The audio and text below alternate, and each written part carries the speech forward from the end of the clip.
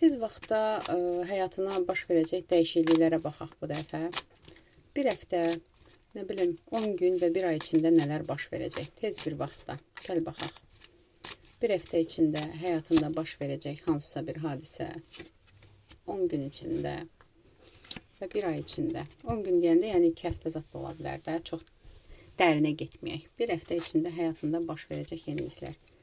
Bir həftə içində həyatında hal-hazırda bax, qarışıq bir fikirlərdəsən, qarışıq bir durumdasan. Bu durum həllini tapacaq və xeyirlisi ilə həllini tapacaq və anidən olacaq. Yəni sən heç başa düşməyəcəksən ki, bu necə baş verdi, necə oldu.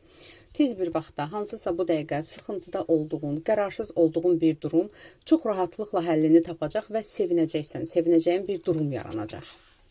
10 gün içində, 2 həftə içində həyatına gələn bir yenilikdən danışaq. Baxın, 2 həftə içində həyatına gələn yenilik bilirsən nə ilə əlaqədardır? Bu daha çox, belə deyim, münasibətlə əlaqədardır. Dostluqla mı əlaqədardır, ilişki ilə mi əlaqədardır? Neysə bir şeyi sənə, belə deyim də, rahatlıq verməyən bir durumdan, bir insandan, bir situasiyadan azad olmağın çıxır.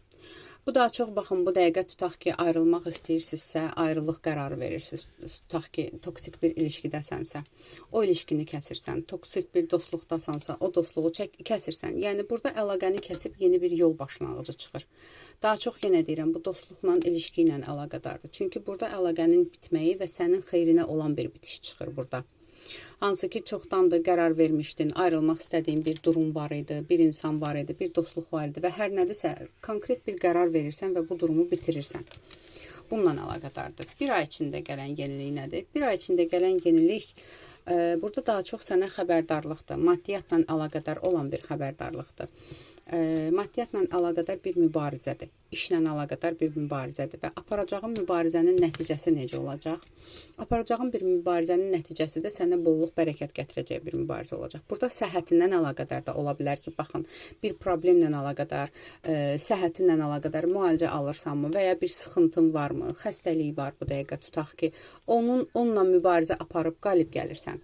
Burada maddiyatla əlaqədar da var ki, mübarizə aparıb və qalib gələcəyin bir durum var.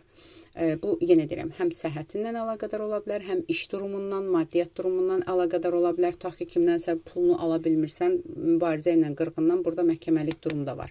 Qalib gələcəyin bir durum var. Bunlar var. Kartların məsləhəti nədir? Gəl belə deyək, bu bir ay içində necə davranmalısan? Kartların məsləhəti odur ki, həyatını axışına buraxmalısan, rahat davranmalısan və bir sıxıntı görmür kartlar burada sənə deyir ki, hər nə ilə əlaqədar narahatsansa, o sənin xeyrinə həll olacaq. Sadəcə sənə lazımdır qətiyyətlilik və qərarlılıq və burada qalib gələcəksən. Mübarizə apardığın durum nədirsə, qalib gələcəksən. Aldım, qəbul edim, yaz, ətrafı baxım üçünsə profilimdəki nömrə ilə əlaqə saxla.